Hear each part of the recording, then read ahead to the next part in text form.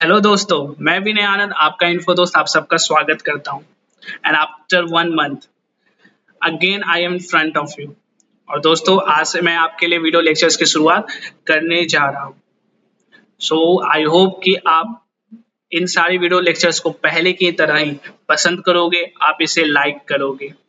और दोस्तों, वैसे तो जो पहली बार यहाँ पर आए हैं वो चैनल को सब्सक्राइब कर लें और नोटिफिकेशन बेल को जरूर ऑन कर लें, क्योंकि मैं आपको ज़्यादा से ज़्यादा वैल्यू प्रोवाइड करता रहता हूँ, आपके लिए वैल्यूबल कंटेंट लेकर आता रहता हूँ।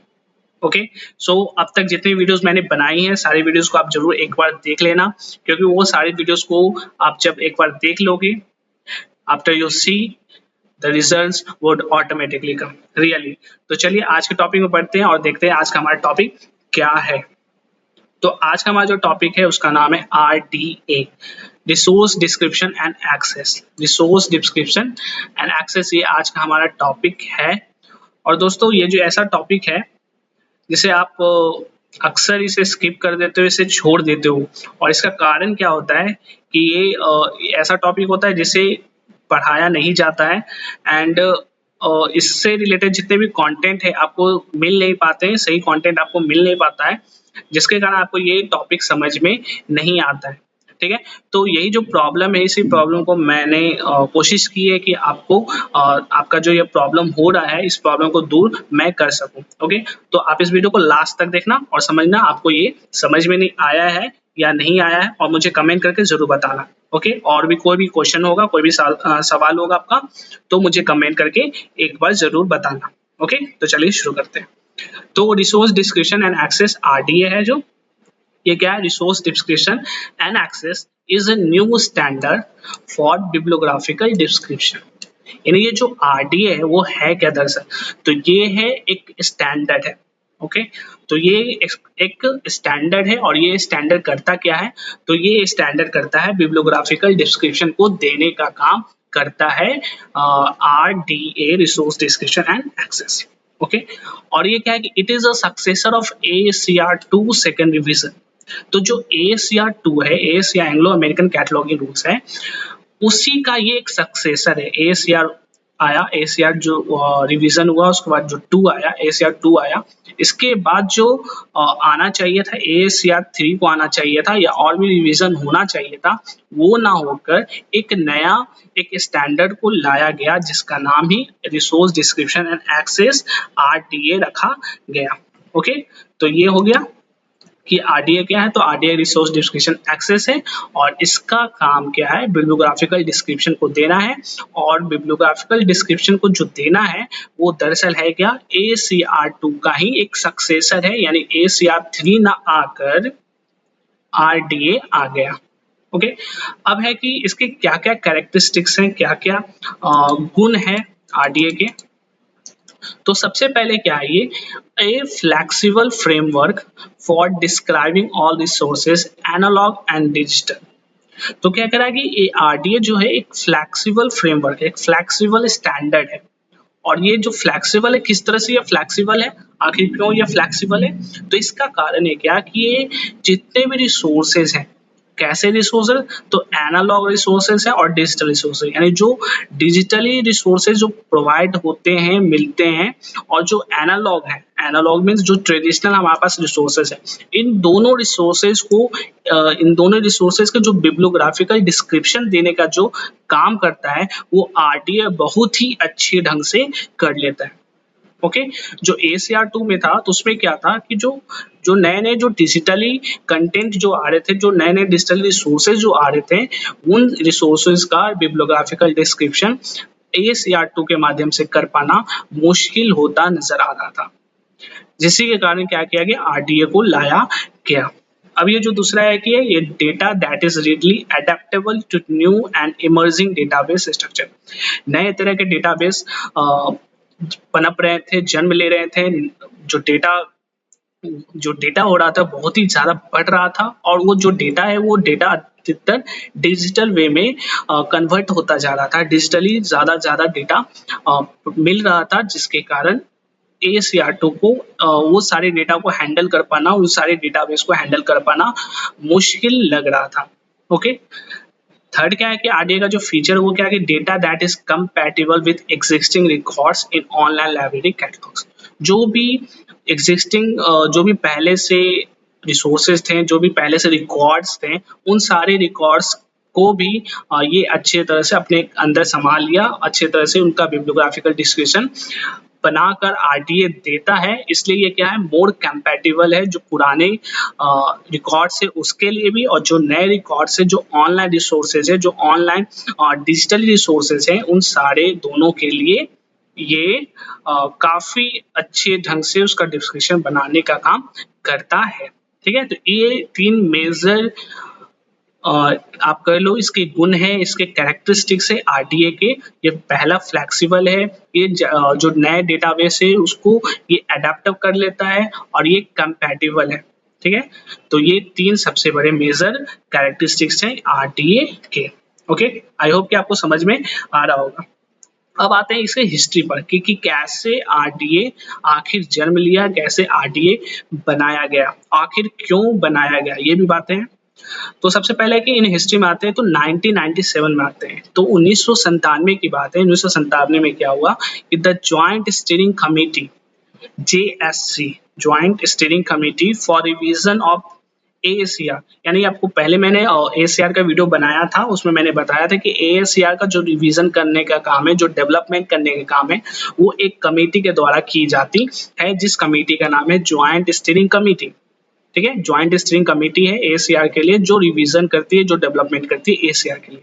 तो उसी ने 1997 में एक मीटिंग बिठाई गई कि चलो AACR में अब कुछ और रिवीजन किया जाए। तो उसने एक ऑर्गेनाइज किया the international conference on the principle and future development of AACR in Toronto USA में, कनाडा में, to look at future direction of AACR। तो AACR का फ्यूचर क्या होगा उसको डिसाइड करने के लिए, उसके डेवलपमेंट के लिए, उसके रिवीजन के लिए 1997 में 1997 में JSC जो कि कमेटी AACR के डेवलपमेंट करने की, उसने एक इंटरनेशनल कॉन्फ्रेंस बुलाया टोरंटो जो कि USA कनाडा में है। किस लिए? तो फ्यूचर डायरेक्शन ऑफ AACR के फ्यूचर को सोचने के लिए, फ्यूचर को क्या इसका फ्यूचर होगा ये डिसाइड करने के लिए इस कॉन्फ्रेंस को बुलाया गया। ओके, अब क्या हुआ कि Toronto conference identified substantive problems with AACR2। जैसे मैंने पहले बताया कि AACR2 में, उस कॉन्फ्रेंस में कुछ मेजर AACR2 में जो प्रॉब्लम्स थे, उन सारे प्रॉब्लम्स को डिटेक्ट किया गया, बताया गया कि ये सारे प्रॉब्लम्स AACR2 में देखे जा रहे हैं, इससे ये परेशानियां क्रिएट हो रही हैं, ये बताया गया। अब क्या किया गया कि द JSC जो JSC जॉइंट स्टीयरिंग कमेटी था, उसने डिसाइड किया to develop a new cataloguing code called AACR3। तो JSC ने डिसाइड किया कि अब इसमें रिवीजन करने की जरूरत नहीं है, AACR2 का रिवीजन आ गया था, थर्ड रिवीजन तक आया था। अब उसके बाद डिसाइड किया गया कि अब इसको नया एक कैटलॉगिंग कोड बनाया जाए AACR, जिसका नाम होगा AACR3 होगा। ठीक है, तो इन दिसंबर 2004 में JSC ने, ज्वाइंट स्टीयरिंग कमेटी ने, distributed a full first draft of part 1 of the code. तो जो कोड का जो पार्ट 1 था उसको ड्राफ्ट किया JSC ने, और उसको क्या किया, जितने भी लाइब्रेरीज थे जहाँ पे कैटलॉगर्स थे, उन सभी को डिस्ट्रीब्यूट कर दिया गया। पूछा गया कि देखो आप इसे यूज करो और बताओ कि ये आपको कैसा लगता है। ठीक है, तो सबसे एक रिव्यू मांगा, सबसे एक कमेंट मांगा कि आपको AACR3 का जो पार्ट 1 है वो किस तरह से लग रहा है। तो जब इसका जो कमेंट आया, जो रिव्यू आया, तो वो बहुत ही अजीब तरह से आया, क्योंकि कुछ जो कैटलॉगर्स थे वो कहते थे कि इसको बिल्कुल तरह से हटा दिया जाए, ये बिल्कुल कोई भी काम का नहीं है, कोई भी प्रोवाइड अच्छे से नहीं कर पा रहा है, यानी जो मुझे चाहिए, जो मेरी रिक्वायरमेंट है, उस रिक्वायरमेंट को ये पूरा नहीं कर पा रहा है AACR3। तो इसी सब बातों को जब आफ्टर रिव्यूइंग द कमेंट्स, जब सारे कमेंट को JSC ने रिव्यू किया, तो JSC decided to change their approach. तो JSC ने डिसाइड किया, सिंपल सी बात है, उसने डिसाइड किया कि जो कमेंट है, जो रिव्यूज हैं, वो पॉजिटिव आ नहीं रहे हैं। तो उन्होंने क्या किया, it was recommended that the term resources to be used to express the materials in library collection और थिंग्स ठीक है। तो उन्होंने बताया क्या कि रिकमेंड किया कि अब जो लाइब्रेरी में जो भी कलेक्शंस होंगे, लाइब्रेरी में जो भी थिंग्स होंगे, जो भी चीज़ें होंगे, उनको अब रिसोर्स नाम के रिसोर्स टर्म से बुलाया जाएगा, उसको एक्सप्रेस किया जाएगा, रिसोर्स टर्म से बुलाया जाएगा, एक्सप्रेस किया जाएगा। ओके, अब क्या किया गया, that would be part of the greater bibliographical universe. अब they decided that a new standard design for the digital environment was more appropriate.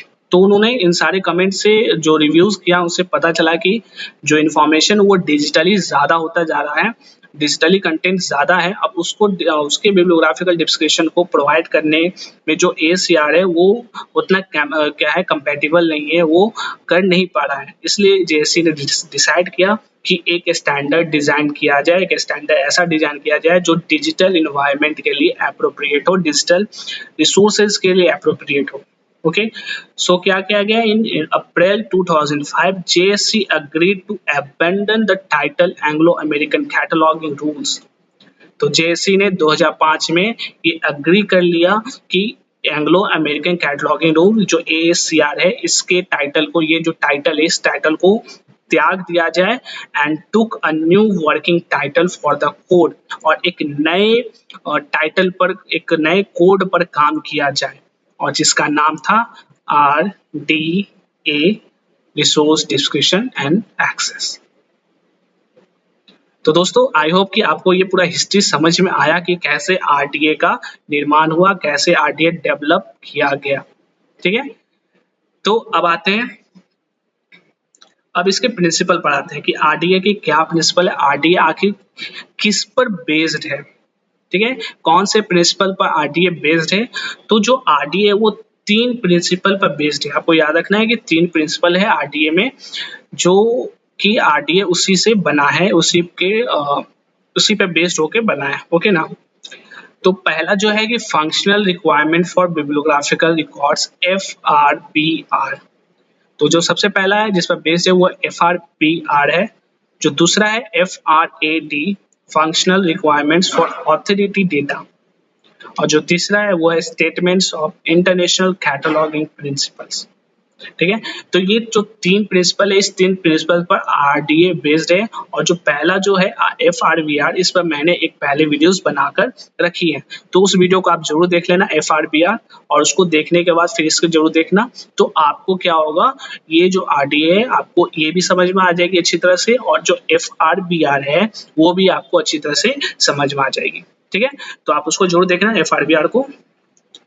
तो यहाँ पर हम समझ गए क्या कि जो प्रिंसिपल है वो 3 प्रिंसिपल है, FRBR प्रिंसिपल है, एक FRAD प्रिंसिपल है, और एक है statement of international cataloguing principle, यानी इंटरनेशनल कैटलॉगिंग जो प्रिंसिपल है उसके जो स्टेटमेंट्स दिए गए हैं उस तीनों पर ये क्या है, RDA बेस्ड है। ओके, अब आते हैं स्ट्रक्चर। अब RDA का क्या स्ट्रक्चर है, तो RDA में क्या है, 10 सेक्शन है, 10 सेक्शन है RDA में। उस 10 सेक्शन में 37 चैप्टर्स दिए गए हैं। RDA जो है रिसोर्स डिस्क्रिप्शन एक्सेस है, वो 10 सेक्शन में बटा हुआ है, और उसमें 37 चैप्टर्स है, उसमें 13 अपेंडिसेस है, ग्लॉसरी है, और इंडेक्स दिए गए हैं स्ट्रक्चर में RDA के। अब ये जो RDA है वो मेनली 2 पार्ट में डिवाइड किया गया, एक है सेक्शन 1 से लेके 4 तक में, और एक सेक्शन है 5 से लेकर 10। ठीक है, 1 से 4 पहला सेक्शन हो गया, और दूसरा है क्या, 5 से 10 हो गया। तो ये 2 पार्ट में RDA बटा हुआ है। और ये जो पहला सेक्शन 1 से लेकर 4 तक है, ये क्या है, a series of section defining the attributes that may be used to describe each of the FRBR index. यानी 1 से लेकर 4 तक जो बटा हुआ है सेक्शन, ये फुल्ली FRBR पर बेस्ड है, FRBR पर बेस्ड है, यानी WEMI जिसको मैंने पहले बताया था, work, expression, manifestation and item, इस पर ये FRBR बेस्ड है। नेक्स्ट जो दूसरा है सेक्शन 5 से लेकर 10 तक, ये क्या है, series of section defining the relationship that may be made among this entities. ठीक है, तो ये सेक्शन 5 से लेकर 10 तक में ये बटा हुआ है। तो यहाँ पर देख लो आपके सामने में ये सेक्शन 1 से लेकर 1 2 3 4 5 6 7 8 9 10, तो ये 10 सेक्शन है, ये 10 सेक्शन है, और ये 10 सेक्शन में क्या क्या है वो सारी चीजें इसमें लिखी गई हैं।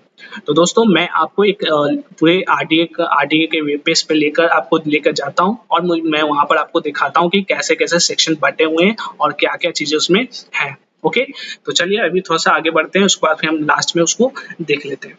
तो कुछ सम इम्पोर्टेंट पॉइंट्स है, कुछ इम्पोर्टेंट पॉइंट्स है जो आपको ध्यान में रखने हैं। तो सबसे पहले क्या है, the joint steering committee for development of RDA JSC, the current name of the committee, यानी जो पहले जो कमेटी का नाम था वो जेएससी फॉर एएससीआर था, अब उसका नाम क्या हो गया, जेएससी फॉर आरडीए, यानी ये आरडीए का जो डेवलपमेंट करने का जो कमेटी है उसका नाम क्या है, जेएससी। ओके,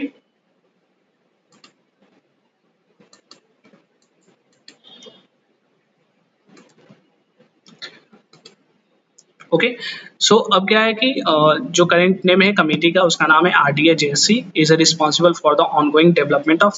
सो नेक्स्ट है कि this includes the ALA, Australian committee on cataloguing, the British Library, Canadian committee on cataloguing, CILIP, library of Congress, Deutsche National बिब्लियोथेक।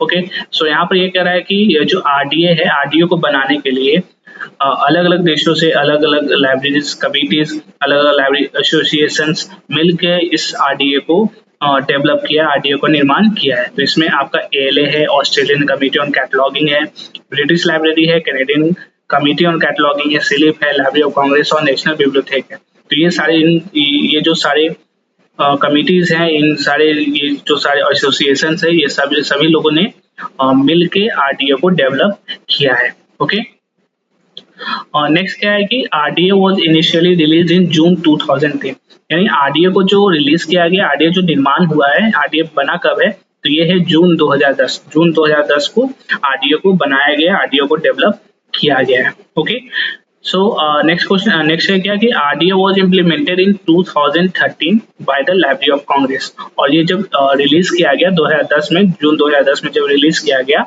तो इसे इम्प्लीमेंट कब किया गया, तो इसे इम्प्लीमेंट किया गया 2013 को किया गया इम्प्लीमेंट, और ये कहाँ किया गया, तो ये किया गया लाइब्रेरी ऑफ कांग्रेस के द्वारा किया गया है, यानी लाइब्रेरी ऑफ कांग्रेस में इसे किया गया, आरडीए को इम्प्लीमेंट किया गया 2013 में लाइब्रेरी ऑफ कांग्रेस में। ओके, अब है कि नेक्स्ट है कि RDA is available as an online web based product called RDA toolkit. अब बात आती है कि आरडीए को एक्सेस कैसे कर सकते हैं, आरडीए को हम लोग यूज कैसे कर सकते हैं। तो आरडीए जो है ये ऑनलाइन अवेलेबल है, ऑनलाइन अवेलेबल है web based product called RDA toolkit, यानी एक टूल किट है जिसका नाम है आरडीए टूलकिट, जो कि एक क्या है, वेब बेस्ड प्रोडक्ट है। उस प्रोडक्ट के माध्यम से आप आरडीए को यूज कर सकते हैं, आरडीए वहां पर अवेलेबल है। अभी क्या, although the prepared way for the most users to access RDA is online by the RDA toolkit.